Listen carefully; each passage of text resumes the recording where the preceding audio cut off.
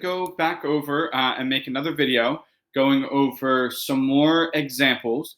And then I'm also going to go through some examples from the last assignment where a lot of people struggled with certain questions. And overall, there weren't really many people that got all 10 right. And there were a lot of really simple mistakes that were being made that were really worrying on my end. So that's why I want to go through this again.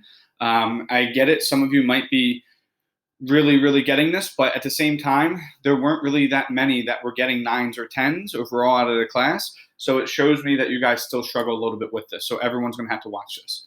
All right. So I want you to pause this video on this screen and write down everything that you see here. Here is the different types of operations that you will be using. And this is how you will be seeing it written in sentence. So for addition, we can represent addition by the word plus, sum, or increase by. If you see any of those within your sentence, that means that you're going to be adding these numbers together, or adding something together. So a lot of people the question would say sum or plus, and people were writing minus or multiplication or division, and it just didn't make any sense to me. So you must be able to identify when you see these words underlined in blue that means addition. So when you see here, x increased by 8 is 18. Well, since it's saying x is being increased by 8, I will say x plus 8, because increased by means that we're adding to it. And then is we know is equal, so I will say x plus 8 is equal to 18. All right. Another thing that you guys were doing, some of you, is you would write this as your answer. You would write 10 plus 8 is equal to 18. Well, that doesn't have anything to do with nowhere does it say solve. Nowhere does it say write it in with the correct number in place. No, we're using x. And remember, variables represent unknown numbers. So yes, maybe x does in the end equal to 10, but that's not what you're doing here. What you're doing here is rewriting it as an equation using your variables or using whatever is given to you in your sentence. All right. So for subtraction, when we go to do subtraction, well, there are different ways that we can represent subtraction in a sentence. And the more common ones that you'll see is minus. Difference is the one that you see a lot, and less than is another one that you see a lot that people really struggled with in the last couple assignments that were given to you. All right. So when we see this 8 less than y, well, first off, when I see less than, I know that means it's going to be subtraction. Is 23. Well, when I go to write this out, when I say 8 less than y, that means whatever the number y is equal to, we're taking 8 from that. So that means we're actually doing y minus 8. Is equal to 23, right? A lot of you guys were writing 8 minus y is equal to 23. That's how you would write this. That is not correct, because we're saying 8 less than whatever number y is. If I say what is 2 less than 15, well, you guys should be able to tell, well, that means we're doing 15 minus 2, which is 13, right? But for some reason, you guys are not paying attention to what I'm saying in these videos. You're not, I guess, not writing proper notes. You're not really thinking about it, and you're just writing down what you feel like, right? But there's too many really simple errors, which is when it's clearly going to be adding, you're writing multiplication or division, and when it's clearly going to be subtraction, you're doing some completely other operation. And I can't say how many times I saw this less than get written wrong, which I've been really concentrating on and telling you guys not to make that mistake. So you must be paying attention to what I'm saying here. All right, for multiplication, we're seeing times, product, or equal groups of. You won't really see equal groups of too much, but you may. But if you see times or product, that means we're doing multiplication. So when I see the product of, that tells me right away it is multiplication. And a product of 8 and z, so I can write this as 8z is equal to 96. Once again, I'm not solving for anything. Product means multiplication, so I'm writing them to being multiplied to each other. And if it says the product of 8 and z, that means 8 and z are being multiplied. What some of you guys were doing in your work is you would say z is equal to 96 times 8. Which doesn't have anything to do with the way it's written in a sentence, because it says the product of 8 and z. That means those are the two things that we need to be multiplying together. All right. Then the last one, division, divided by or quotient. So I gave an example here again. So the quotient of, so that tells me that it is division. And remember, it goes in order. The first number must be my numerator. The second number must be my denominator. So that means it'll be 62 over b is equal to 31. All right, some of you guys were writing this as trying to solve for the variable, telling me what the variable was equal to, but that's not the directions here. So please follow the directions. One of the standards that you guys must be able to cover is being able to create equations on your own. So getting this sentence and write it as an equation. If you solve for it, great, you'll get credit for being able to solve for it, but then the standard of writing the equation, you won't get any credit for it. So you must be writing out and following the directions. Right now, we're just going to go through some of the examples that you guys were given in your last assignment to go through some of the mistakes that I saw and how they should be written. All right, so I'm just going to go through these 4 questions. After this, we'll be done with the video, and you guys will have another Google form to do. All right, for this one, number 19, a lot of you still got this right, but you just didn't write it in the way. Remember, in the beginning, I want you to write it exactly how the sentence is saying it, because I want to make sure that you guys are actually reading the sentence correctly.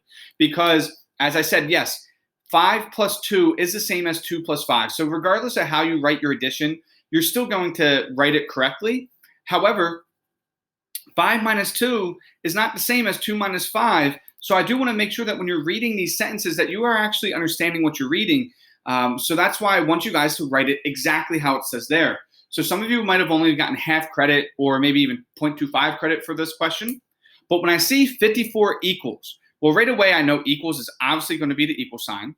And it says 54 is equal to, so I can write 54 is equal to.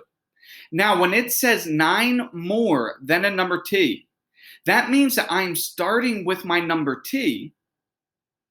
More than a number is going to obviously be addition, and we're doing 9 more than that. So it will actually be rewritten as t plus 9. All right, if you wrote 54 is equal to 9 plus t, in the near future, once I know that you guys are getting this, then it doesn't really matter. That's still the same thing. And also, if you wrote t plus 9 is equal to 54, that will still give you full credit as well, even in the beginning. But for now, I want to make sure that you guys are writing it how it's saying. I want to test you guys on your ability to read this sentence and write it exactly like it's saying. All right, so that's why for here, I was looking for this one specifically because that's the way that it's worded in this sentence. If you wrote it in one of these other 2 answers, you got partial credit, but you didn't get full credit. All right, and the reason why I know it's t plus 9 is because we're doing 9 more than t. That means we're starting with our number t, and we're doing 9 more than that. So that's why we're adding 9 to it. All right, for this one, 5 is 1/4 of a number c. So 5 is, well, we know that that is equal. All right, so I can then say 5 is equal to right off the bat. Now, 1/4 of a number, we didn't do an example like this, but you should know what 1/4 of a number is saying. We can write this one of 2 different ways.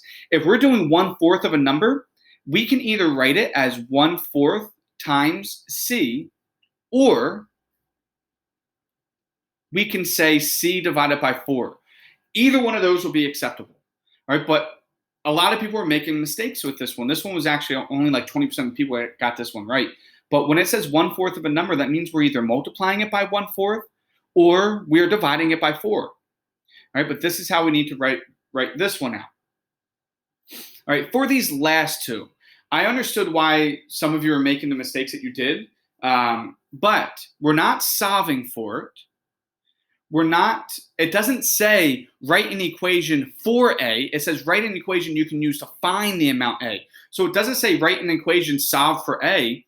So that means when we're writing this out, I wanted you guys to write it how it was talking about. It says student and faculty raised $6,042. So that means right off the bat, if I were to write this without any numbers for students or faculty, that means I can say students plus faculty must be equal to $6,042. Right? Because at the end, whatever our students and our faculty raised, they were adding together to be $6,042. And then it says the faculty raised $1,780. So that means I can go ahead and say it says write an equation you can use to find the amount A in dollars that the students raised. So that means instead of S for students, I'm going to write A. So A plus our faculty, we know we raised $1,780 is then equal to $6,042. All Right? Some of you guys were answering it and tell me what A was equal to. Some of you guys were writing as 6,042 minus 1,780. However, because they give us this information here in the beginning, I would want to see you guys write it as I did here. All right.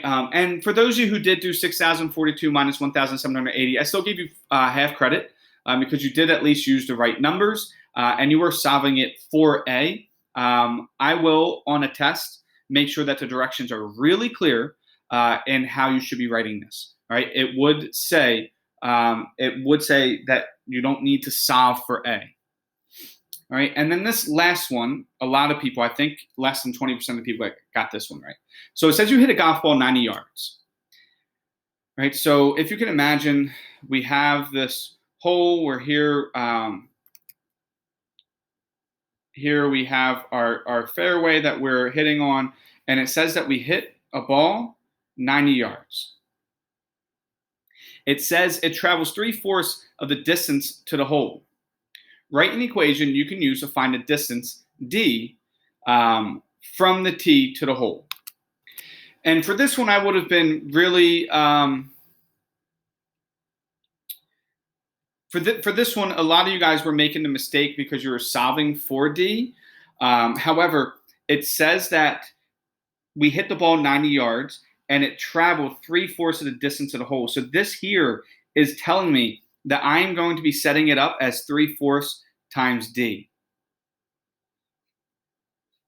Right? Because the way that it is worded is that it traveled 3/4 of the distance to the hole. So whatever the distance is, let's say that this is going to be our distance, whatever our distance is equal to, it went 3/4 of that.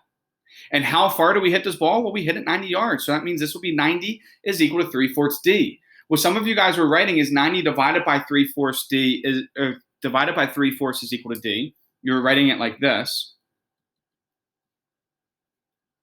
And yes, that would solve for d. That would tell us what d is equal to. But based on the way that it is worded, that's not how I wanted you or how they wanted you to write this question. It says you hit a golf ball 90 yards. So we know that the total distance was 90. So that's telling us that we're going to be setting it equal to 90 because that's how far we hit it. It travels 3/4 of the distance to the hole. So that's telling me I must be writing it like 3/4 times d. If you wrote 3d over 4, I would have still given you full credit for that as well. But you see here how it's talking about it in terms of 3/4 of the distance. So it's talking to us in terms of that 3/4 of means multiplication. So 3/4 of the distance means that we need to be multiplying 3/4 and the distance to the hole. So that's why this is how it needs to be written, because the way that it says it in our question is it tells us that we are multiplying 3/4 with our distance because it says of the distance. All right, so that is how you would have had to solve that one. All right, I'm actually going to go through just like 2 more quick examples. Actually, no, we're going to stop here for the video. You guys will have a couple questions you'll have to do for me on Edpuzzle, and then we'll see how you guys doing this next assignment. And if it's still really poor again, we're just going to keep doing this until you guys are able to do this. And we might just have to have a full class on Zoom for this. All right, that's it for this video then.